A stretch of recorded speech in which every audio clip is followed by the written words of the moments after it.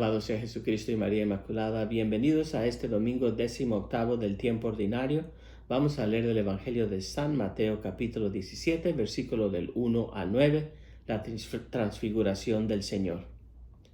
En aquel tiempo Jesús tomó consigo a Pedro, a Santiago y a Juan, y los hizo subir a solas con él a un monte elevado. ¿Por qué a Pedro, Santiago y a Juan? Parece ser que estos tres discípulos eran los favoritos de Jesús, ¿acaso? ¿Eran los más inteligentes, tal vez? ¿Eran los que tienen más potencia? No lo creo. Al contrario, Jesús escoge a Pedro, a Santiago y a Juan para ser testimonios de ciertos milagros, de ciertos eventos en la vida de Jesús, no porque sean los privilegiados, sino porque son los que más lo necesitan en ese tiempo y los necesitarán en el futuro.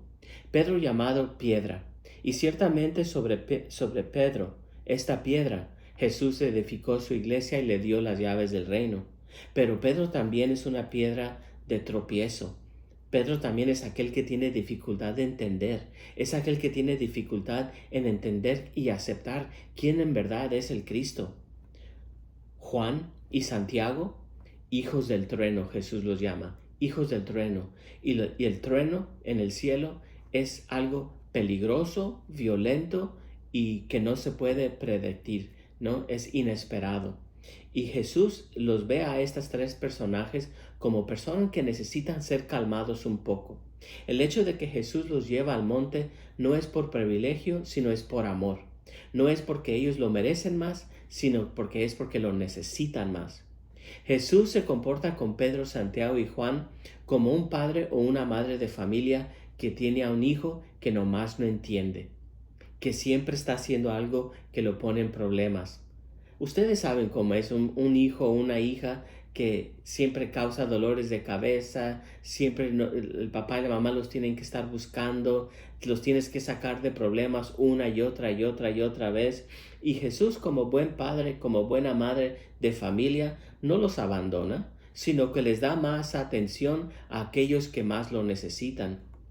Y por eso se transfigura enfrente de ellos y se transfigura mostrándoles su gloria, su resurrección. La transfiguración de Jesús es un adelante a todos nosotros de lo que será nuestra vida también. Pedro, Santiago y Juan también serán transfigurados, también ellos vivirán ya en la gloria, serán grandes santos, santos apóstoles, grandes santos que veneramos aún hoy, pero antes de eso también ellos tendrán que dar testimonio y sus vestiduras no serán blanqueadas como la de Jesús, sino que serán lavadas en su propia sangre, porque los tres serán puestos a muerte por la persecución de los cristianos. Ellos darán testimonio de Cristo y darán su vida por Él, pero antes de todo tienen que entender quién es Jesús y tienen que saber qué clase de Mesías es Jesús. Y cuando Jesús se había transfigurado frente de ellos, de pronto aparecieron ante ellos Moisés y Elías conversando con Jesús. Atención, Moisés y Elías conversan con Jesús, no con Pedro, Santiago y Juan. Ellos ya no tienen nada que decirle a la comunidad cristiana. La comunidad cristiana no puede basarse solamente o exclusivamente en la figura de Moisés y de Elías, porque ellos no tienen nada que ver con Jesús. Son muy diferentes a Jesús. ¿Quién es Moisés y quién es Elías? Moisés, el gran maestro de Israel, y Elías, el profeta celante de Israel. ¿Qué tienen en común? Es que los dos, por su celo ardiente, son causa de violencia a tantas personas. Miren nomás lo de Moisés. Moisés, como sabemos, muy celante en la ley de Dios. Miren lo que leemos en el libro del Éxodo capítulo 32, versículo 25 en adelante. Moisés se dio cuenta que el pueblo estaba sin control y por culpa de Aarón, que los había expuesto a hacer la burla de sus enemigos, porque crearon un dios falso, hecho de Dios, una vaca, hecha con oro, y Moisés se enojó mucho con ellos y dice: conmigo los del Señor. Y todos los levitas se le unieron y les ordenó a Moisés: esto dice el Señor Dios de Israel, que cada uno se arme con su espada y recorra el campamento, que lo revise de puerta en puerta y ejecute a los culpables, incluso a su propio hermano, a su amigo, a su pariente. Los levitas cumplieron la orden de Moisés, y aquel día fueron ejecutados unos 3,000 hombres del pueblo. El celo de la ley de Dios causó que Moisés diera orden que asesinaran a más de 3,000 hombres, incluyendo sus hermanos y sus parientes. Veamos quién es el Elías, ¿no? El profeta Elías, que lo leemos en el libro del Primero Reyes. Elías, también un excelente profeta, que después de haber enfrentado a los más de 400 falsos profetas de Baal, los llamó al río, y allí en el río, frente a todos, dice la escritura en el primer libro de Reyes, que el profeta Elías mató, asesinó a cada uno de ellos. ¿Cuál es el problema en todo esto? Es que Jesús no es un zelante violento. Jesús nunca condena o acepta la violencia. Jesús no acepta el celo religioso de nadie. Pero aparentemente los israelitas del tiempo de Jesús, incluyendo sus discípulos, sí. Y ellos creían que Jesús venía en esta misma línea de ser profeta. Ellos creían que Jesús también venía con el mismo celo religioso.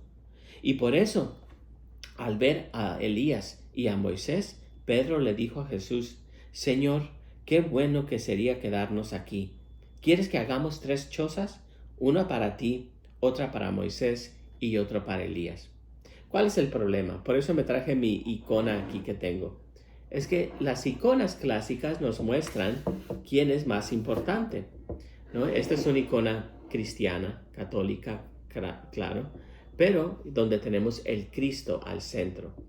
La Santísima Virgen María, Juan el Bautista, y así se van aumentando los santos, pero el Cristo está siempre al centro. ¿Cuál es el problema de Moisés? Es que Moisés dice: es tan bueno estar aquí, es tan bueno estar aquí, vamos a hacer 3 chozas, una para ti, una para Moisés y otra para Elías. ¿Quién está al centro? Moisés, la ley, el celo celante, ¿no? Y Jesús no tiene nada que ver con esto. Y es tan equivocado poner a Moisés al centro y no al Cristo, que la escritura dice: cuando aún estaba hablando Pedro, se aparece una nube, y de la nube sale una voz, y Dios interrumpe esta conversación. Dios no quiere que se continúe con esta tontería. Y dice la voz del Señor: este es mi Hijo muy amado, en quien tengo puestas mis complacencias. Escúchenlo. Este es mi Hijo amado, escúchenlo a Él. No a Moisés, no a Elías. No dice tampoco escúchenlos, no, dice escúchenlos a Él. Y al oír esto, los discípulos cayeron rostro a tierra, llenos de un gran temor. ¿Temor por qué? ¿Porque escucharon la voz? ¿O porque la voz les dijo: ya no hay que escuchar a Moisés? Y entonces, ¿qué vamos a hacer si no tenemos la ley? Ya no escuchar a profetas como Elías, celantes, violentos. ¿Y qué vamos a hacer? Entonces, ¿cómo vamos a recuperar nuestro reino? ¿No? Y Jesús se acercó a ellos y los tocó. Cada vez que Jesús te toca, es una acción sanadora, es una acción de sanador. Entonces Jesús los toca y les dice: levántense y no teman.